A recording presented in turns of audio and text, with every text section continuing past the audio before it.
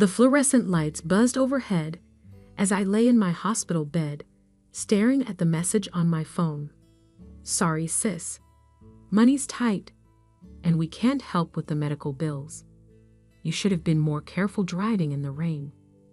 Mom and Dad agree. You are on your own with this one. My sister Olivia, who lived in our parents' fully paid guest house and drove a Mercedes they'd gifted her for Christmas, was telling me I was on my own.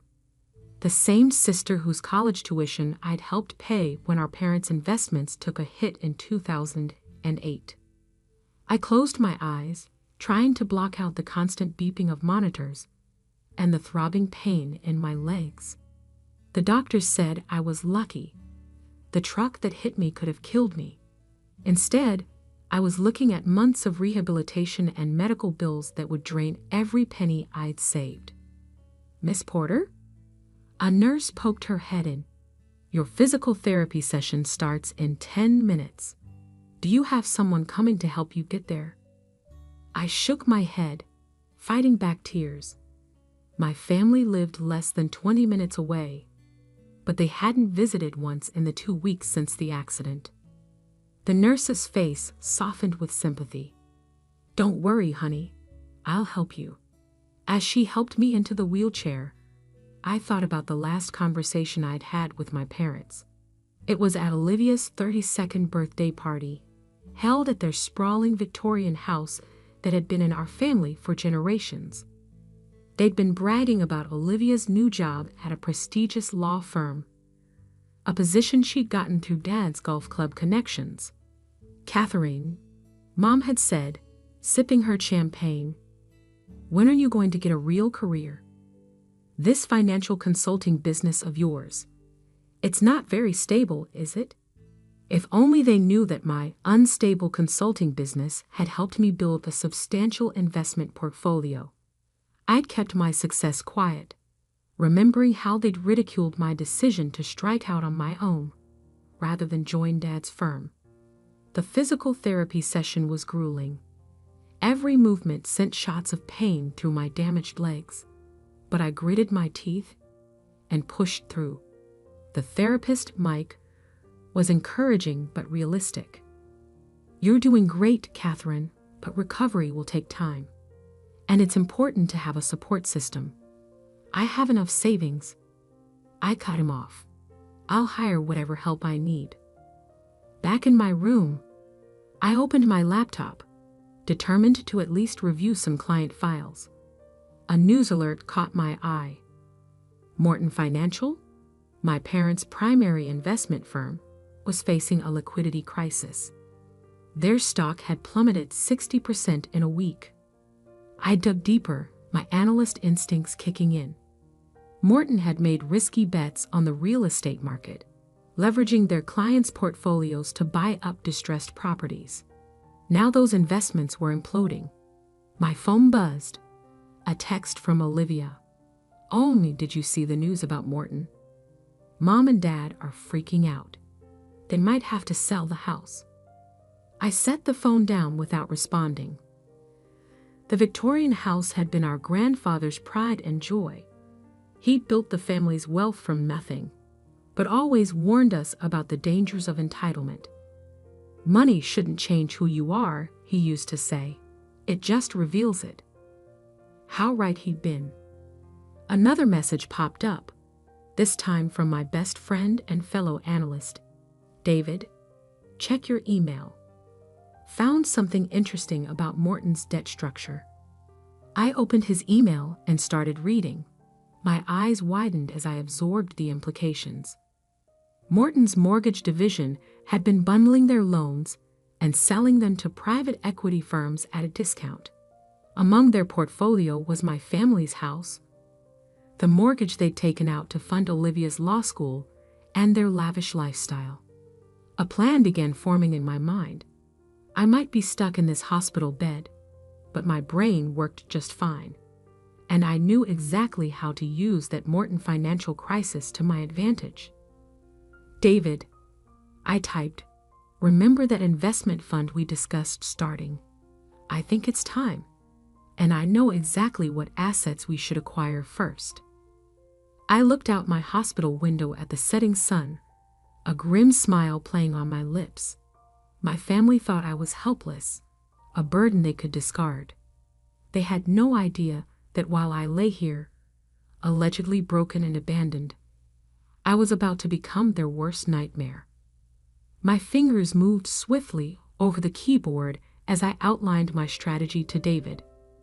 Morton would be desperate to offload their toxic assets.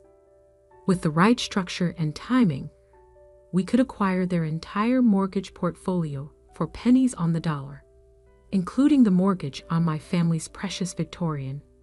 A nurse came in to check my vitals. "Your blood pressure's a bit high," she noted with concern. "Try to rest."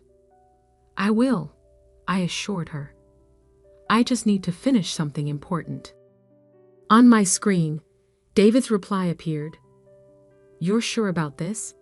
It's aggressive."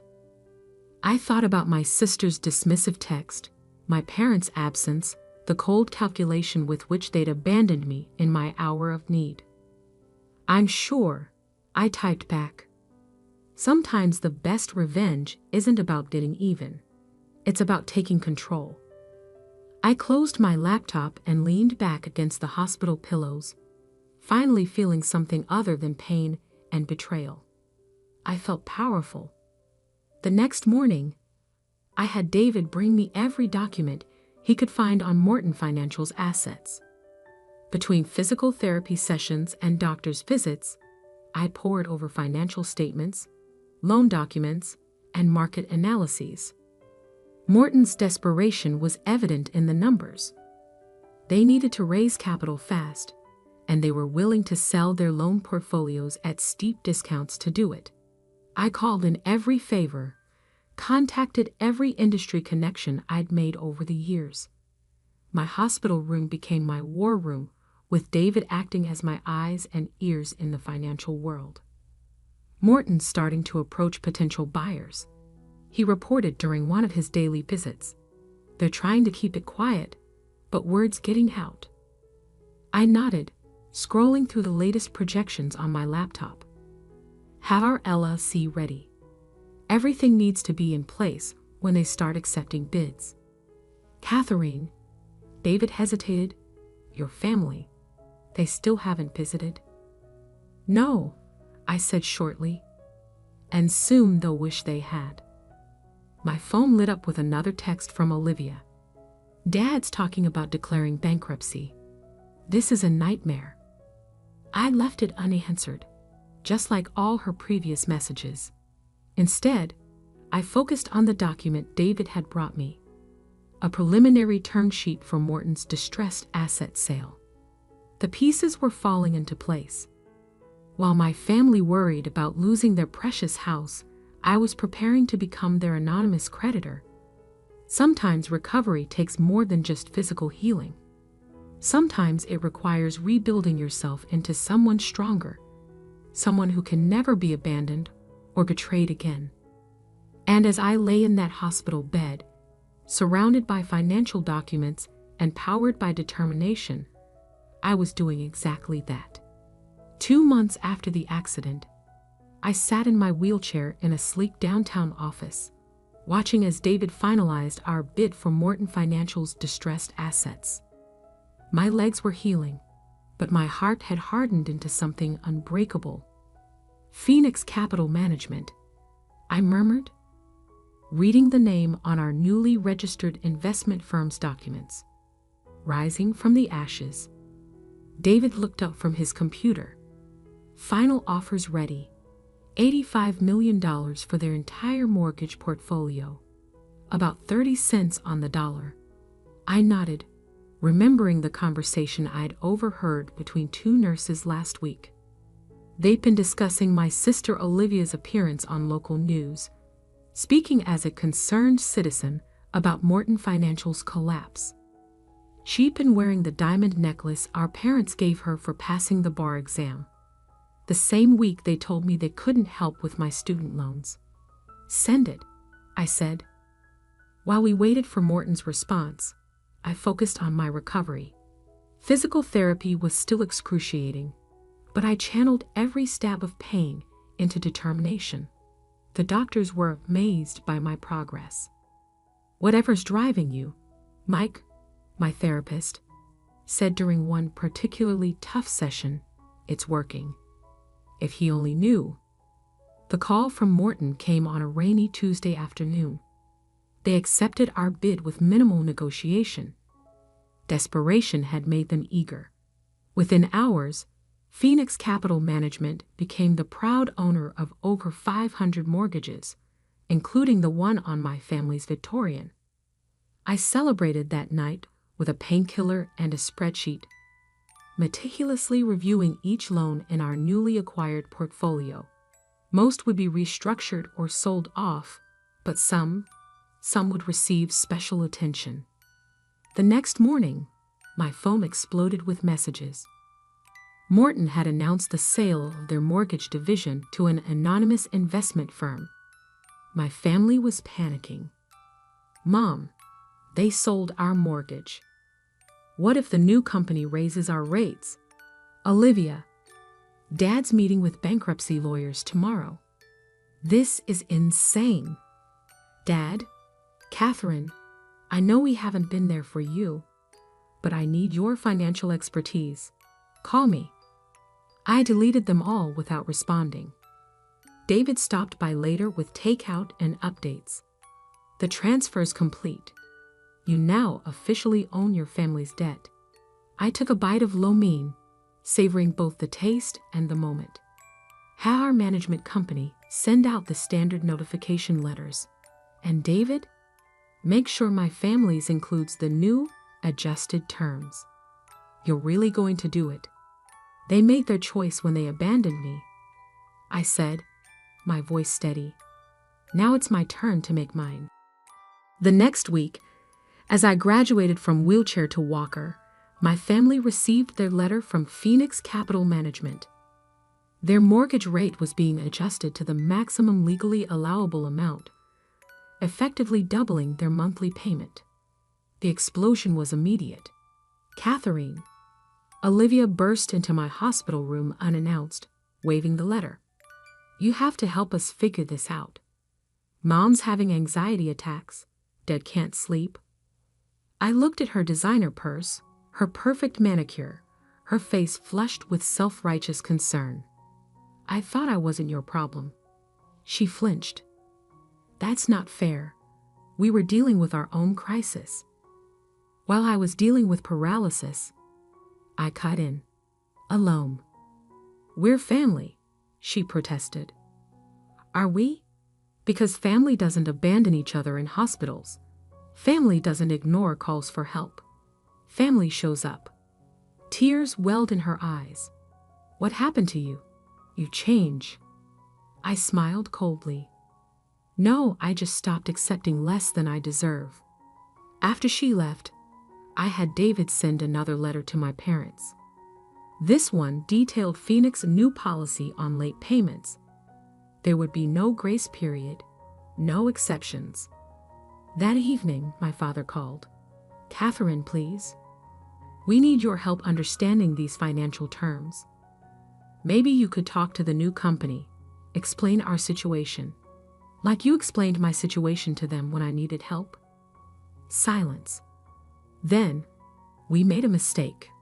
We see that now." "No," I said quietly. "You're only seeing your own desperation. There's a difference." I hung up and opened my laptop, reviewing Phoenix's latest acquisitions. We'd expanded beyond Morton's portfolio, snapping up distressed debt across the city. Every deal made us stronger, more influential. The physical therapist had me practicing with a cane now. Each step was a victory, a reminder that I wasn't the helpless victim my family had abandoned. "Your recovery is remarkable," Dr. Chin said during my checkup. "Most patients take much longer to reach this stage." I didn't tell her that rage could be as powerful a motivator as physical therapy. The next day, David brought more news. My parents had tried to refinance their mortgage. approaching every bank in town. They were denied, he reported. Their credits shot from the Morton collapse. I nodded, unsurprised. And the house? They've listed it for sale. No takers yet. The Victorian had been in our family for 3 generations. My grandfather had bought it with his first real estate profits, turning it from a rundown property into a symbol of success. Now it would become a symbol of something else, the price of betrayal. My phone buzzed with a text from Mom. We're having a family meeting tonight about the house. Please come. We need you. I stared at the message, remembering all the unanswered calls I'd made from my hospital bed. All the nights I'd laid awake, fighting pain and loneliness, while they lived their lives as if I didn't exist. Can't make it, I texted back. I have a meeting with my investment advisors. Let them wonder about that. Let them speculate about my finances while their own crumbled. Because soon they would learn just how expensive abandonment could be. That night, I sat in my apartment. I checked out of the hospital last week. Looking at old family photos, happy faces smiled back at me, preserving moments when I'd believed in unconditional love and family loyalty. You were right, Grandpa, I whispered to his image. Money doesn't change people, it reveals them. My laptop chimed with an email notification. David had sent the latest report on Phoenix Holdings. Our company had grown exponentially, attracting attention from major players in the finance world. But I wasn't interested in their attention. I was focused on one particular asset, a Victorian house that would soon teach my family the true meaning of consequences. 3 months after Phoenix Capital acquired my family's mortgage, I stood without assistance in my office on the 40th floor of downtown's most prestigious building, looking out at the city below. My cane rested against the desk, rarely needed now, except on particularly tiring days. My phone buzzed, a text from David. They're here. I smoothed my designer suit, a small smile playing on my lips. Send them up. Minutes later, my family walked into my office. Their shocked expressions as they took in the luxurious space, the stunning view, and my position behind the massive desk were almost worth every painful step of my recovery. Catherine? Mom's voice wavered. This is your office. Welcome to Phoenix Capital Management, I said calmly. Please, sit down. They sank into the leather chairs facing my desk. Dad looked older than I remembered, his face lined with worry. Olivia had lost her polished shine, her designer clothes replaced by something more modest. Mom's hands trembled as she clutched her purse. You work here? Olivia asked, her eyes darting around the office. As what? Not exactly. I pressed a button on my desk, and the wall behind me lit up with the Phoenix Capital logo. I own it. The silence that followed was deafening. That's impossible, Dad finally managed. Phoenix Capital is the company that bought our mortgage. They're worth hundreds of millions. The latest valuation puts us at just over $1 billion. I kept my voice professionally detached. Would you like to see the paperwork? Mom started crying. Not the elegant tears she shed at charity galas, but ugly, racking sobs. All this time, while we were drowning in debt. You were successful? I finished for her. Yes, no thanks to any of you. Why didn't you tell us? Olivia demanded. Why did you let us suffer? I leaned forward, my hands flat on the desk. Let you suffer? Like you let me suffer in that hospital, alone in pain, wondering why my family hadn't bothered to visit. We were dealing with our own crisis, Dad protested weakly. No, I cut him off. You were dealing with the consequences of your own choices. The risky investments, the lavish spending, the constant need to maintain appearances. And when I needed you most, you decided I wasn't worth the inconvenience. I pulled out a folder and laid 3 documents on the desk. Option 1.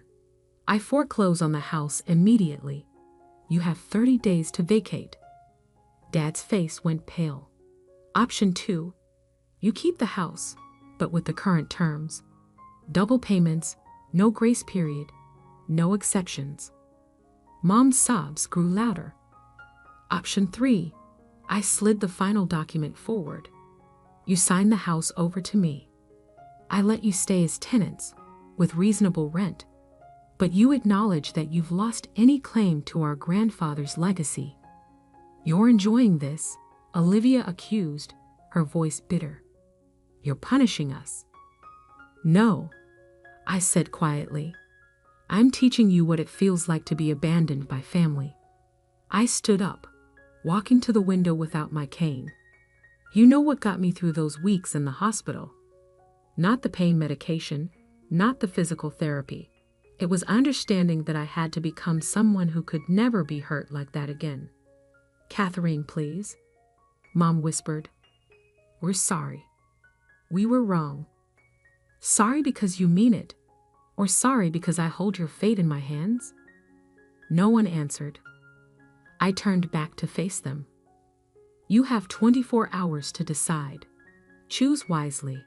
After they left, David came in. You okay? I nodded, watching their car pull away 40 stories below. Have the papers ready for whatever they choose. And if they go public, try to challenge your ownership?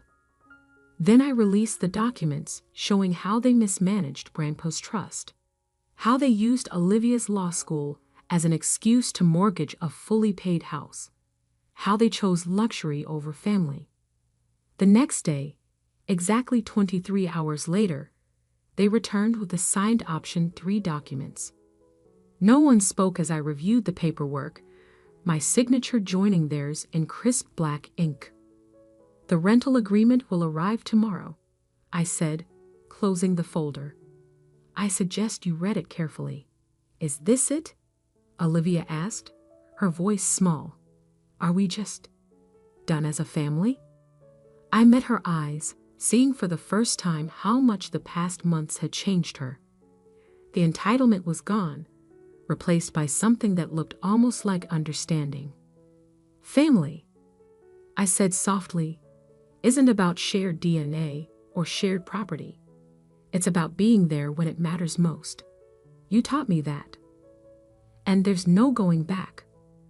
Mom's question carried all the weight of her regret. I thought about the lonely hospital nights, the unanswered calls, the casual cruelty of their abandonment. Then I thought about Grandpa's words about money revealing true character. Going back? No, but forward. That depends on you. They left quietly, the victory I'd imagined feeling more hollow than I'd expected. But as I watched the sun set over the city, I knew I'd done what was necessary, not for revenge, but for justice. Not to hurt them, but to teach them. Money hadn't changed me. It had revealed me. Revealed a strength I never knew I had. 1 year later, I stood in front of the Victorian, its restored grandeur a testament to the renovations I'd overseen. My family still lived there, paying their rent on time, learning slowly what it meant to live within their means. Olivia had quit her prestigious law firm to work at a nonprofit. Mom had started volunteering at the hospital where I'd recovered. Dad had finally retired, spending his days restoring classic cars instead of chasing status. They weren't perfect. Our relationship wasn't healed. But they were changing, and maybe that was enough. Miss Porter? My assistant's voice came through my phone. Your 3 o'clock is waiting. The investors are very interested in Phoenix expansion plans. On my way, I replied, taking one last look at the house. I didn't need the cane anymore. My legs had healed stronger than before, and so had I. As I drove away, I thought about how life's worst moments can become our greatest teachers. My family had abandoned me, but in doing so, they'd forced me to become unbreakable. Sometimes the best revenge isn't about getting even. It's about becoming someone who can never be broken again. And I had succeeded at both.